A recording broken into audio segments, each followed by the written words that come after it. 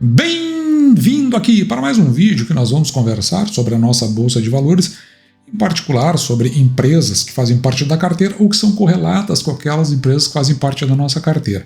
Veja que no dia de hoje é dia 19 de fevereiro de 2024, próximo ali das 9 horas, o Banco do Estado do Rio Grande do Sul ele passou um fato relevante informando de oferta pública de aquisição. E aí eu vou contar aqui o que é essa oferta pública de aquisição, se ela afeta ou não as ações do Banco do Estado do Rio Grande do Sul, com detalhes do que você precisa saber justamente para você ter as informações e saber como proceder ou entender o que ocorre no caso em particular.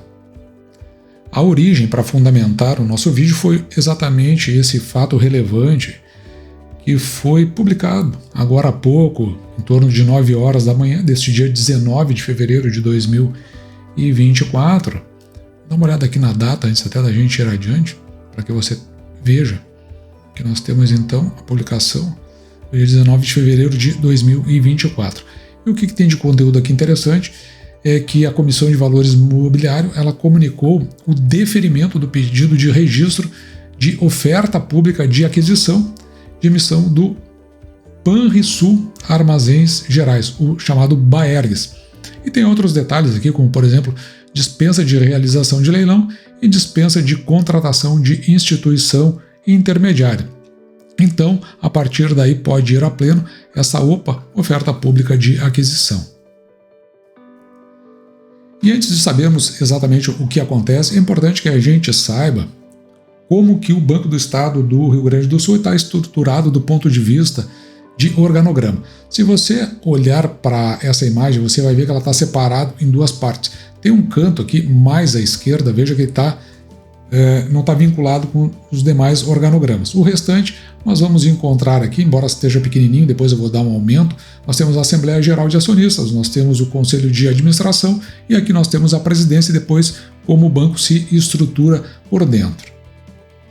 Eu vou aumentar essa imagem aqui para que a gente tenha uma visão em particular deste canto aqui, que eu tinha mencionado. Veja que o Banco do Estado do Rio Grande do Sul, ele tem empresas que ele controla.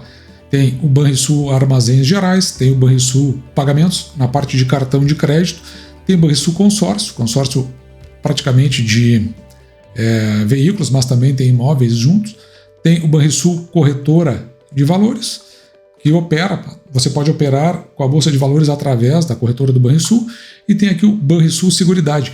Lembra lá, BB Seguridade pertencia ao Banco do Brasil, separou como uma empresa.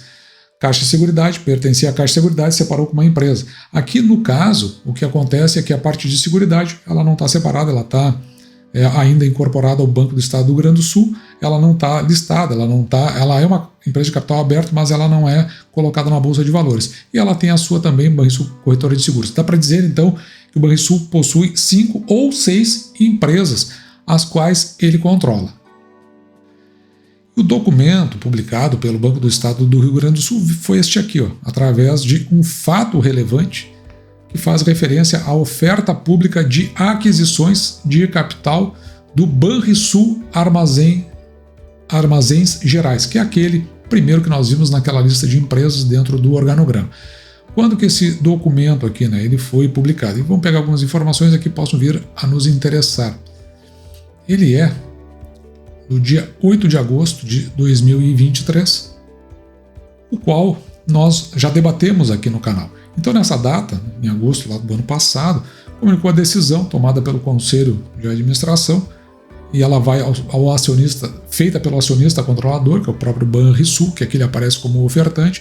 Ele vai realizar a oferta pública de aquisição de ações, a OPA, dirigida aos titulares de ação em circulação, titulares de ações aqui é o BAERGS, que é Banrisul Armazéns Gerais, que para posterior eles vão utilizar cancelamento do registro da companhia aberta, então ela vai ser uma companhia agora de capital fechado, a BAERGS. Aqui abaixo o Banrisul ele dá os motivos para isso. Os benefícios relativos à manutenção da BAERGS como companhia aberta deixaram de ser proporcionais às obrigações daí decorrentes. Então, provavelmente, o que retorna para o Banrisul em termos de benefício acabou não compensando para ter a Bagergs, ou seja, Banrisul Armazéns Gerais, como empresa de capital aberto. Inclusive, em virtude das ações da Bagergs não estarem listadas para negociação na B3, que foi exatamente o que eu falei agora há pouco, né? Essas ações não estão disponíveis. Mas é curioso aqui, ó, a gente consegue enxergar algumas informações interessantes. A primeira delas é que nós estamos falando de 700 mil ações ordinárias que compõem o capital social da Bagergs. Dessas, 696.374 ações são detidas pelo Banrisul, ou seja, 99,48%, ao passo que 3.626 ações elas estão nas mãos de outros que eu não sei quais são, porque eu tentei procurar e não vi. A verdade é que eles querem fazer essa OPA a preço da ação aqui de R$ 137,05 por ação, ajustados esses valores, deixa eu trocar o marcador, ajustados esses valores pelo valor de dividendos ou juros sobre capitais eventualmente pagos a título de proventos e que foram declarados pelo Bagergs até a data da liquidação da OPA. Na verdade, como nós estamos agora em 2024, se houve pagamento de proventos no exercício passado, provavelmente não vai ser computado. É só se houver pagamento neste ano, conforme a Bagergs ela faz, se não me engano, anualmente. Será que essa empresa já pagou algum provento? Eu encontrei esse documento aqui, ó, uma publicidade legal. Veja que ela é feita aqui pelo Estado do Rio Grande do Sul através de uma notinha, provavelmente lá no site do Estado do governo do Rio Grande do Sul. Então, dando uma olhada aqui, vamos ver o que tem nessa notinha, para a gente ver do que tratam esses pagamentos de proventos, porque é justamente sobre isso que ela dá conta, né? Avisa aos acionistas, pagamento de dividendos. Então, comunicou aqui o pagamento de dividendos no valor aqui de R$ 6,71 por ação. E não vai ter imposto retido na fonte por conta de que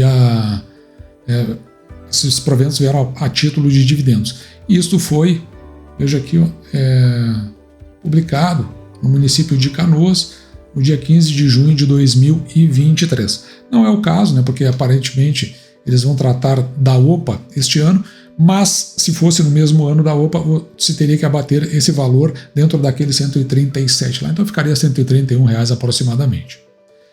E observe que Armazéns Gerais tem inclusive um site específico para ele, Banrisul Armazéns Gerais. E aqui você vai encontrar na parte, na parte institucional, diz aqui, ó, quem somos.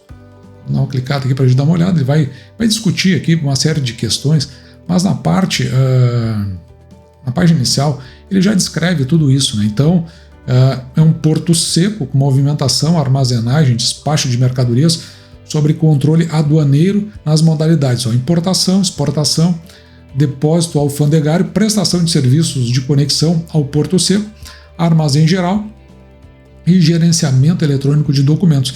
Então, além de ser isso, né, essa movimentação de mercadorias, que tem esse controle aduaneiro, como se fosse um centro de distribuição, em vez de ser um porto, esse que a gente vê ou no mar, ou ali ligado, né, o continente com o oceano, ou então um porto em rios. Esse é um porto seco, ele é um porto que chegam caminhões. Eventualmente, em porto seco, pode chegar até trem. Mas aqui no caso, então, ele faz como se fosse um hub, né, para a distribuição daquilo que chega. E o segundo aspecto é esse gerenciamento eletrônico de documentos, que serve como um grande depósito para o Banrisul armazenar seus papéis, seus documentos eletrônicos e oferecer isso aí como serviço para outros. E voltando aqui para o quem somos, né, a gente consegue verificar aqui, ó, a composição, veja que tem um conselho de administração, tem a diretoria. O que tem de curioso aqui, que é uma parte da cultura do Banco do Estado do Rio Grande do Sul. Tá vendo aqui, ó, o conselheiro Agostinho Meirelles Martins Neto, ele é ao mesmo tempo conselheiro, mas ele também é o presidente da companhia. Que para mim até é meio esquisito por esse fator aqui que eu vou falar para você. Muitas vezes a gente não dá muita bola para esta parte aqui. A gente se preocupa muito com a parte de dividendos e a gente acaba não entendendo a mecânica. Mas dá uma olhada nesta parte do organograma. Veja que acima de todos aqui, ó, tem a Assembleia Geral, de acionistas, ou seja, isto está acima da empresa. Lá embaixo, quem recebe isso, ou quem faz proposta de como vai dirigir a empresa, é a presidência. E quem faz o intermédio entre o que é o interesse do acionista e a execução da presidência é exatamente o conselho de administração. Esse é um fator importante. Se o sujeito faz parte do conselho de administração e da presidência, no mínimo a gente está vendo aí que a possibilidade de um conflito de interesse. Mas, como eu disse, é algo que parece fazer parte da cultura do Banco do Estado do Rio Grande do Sul, porque aqui no seu site de relações com os investidores, a gente vai encontrar coisas parecidas. Por exemplo, quer ver um negócio aqui que eu acho curioso? Dá uma olhada aqui, ó. Aqui nós estamos falando do Conselho de Administração. Quem é o vice-presidente do Conselho de Administração? Fernando Guerreiro Lemos, certo? Vamos dar uma olhada quem é o atual presidente aqui da companhia. A gente vai olhar aqui. Fernando Guerreiro Lemos. Além disso, veja-se Luiz Gonzaga Veras Mota, que é o vice-presidente da companhia do Banrisul, do Banco do Estado do Rio Grande do Sul. Veja que o Luiz Gonzaga Veras Mota, deixa eu ver, desculpa aqui que escapou a marcação. Luiz Gonzaga Veras Mota é conselheiro do Conselho de Administração. Então, para mim, assim, é uma questão que mostra aí que, ao mesmo tempo que ele precisa olhar para que os acionistas estão pedindo, ele se autofiscaliza, se auto-olha para ver se aquilo ali está acontecendo. Mas é uma parte da cultura do Banco do Estado do Rio Grande do Sul e de outras estatais, e a gente precisa às vezes se acostumar com isso, mas é sempre importante a gente levantar essa questão para que nós, como acionistas, não sejamos pegos de surpresa numa eventual, vamos dizer assim, dificuldade de comunicação entre o acionista e a diretoria executiva. Voltando aqui para o Banrisul, Armazéns Gerais, né? Dá uma olhadinha aqui na última Assembleia Ordinária e também Extraordinária, foram as duas ao mesmo tempo, que aconteceu em abril de 2023. Eu gosto de olhar, eu sempre falo aqui no canal, né, a importância de alguns itens que a gente precisa verificar nessa Assembleia, que é com relação àquilo que está sendo tratado, ou seja, o que seria a ordem do dia. Veja que tem aqui, ó, eles vão fazer a proposta de fixação de verba destinada à remuneração global dos administradores, bem como a remuneração individual dos membros do conselho.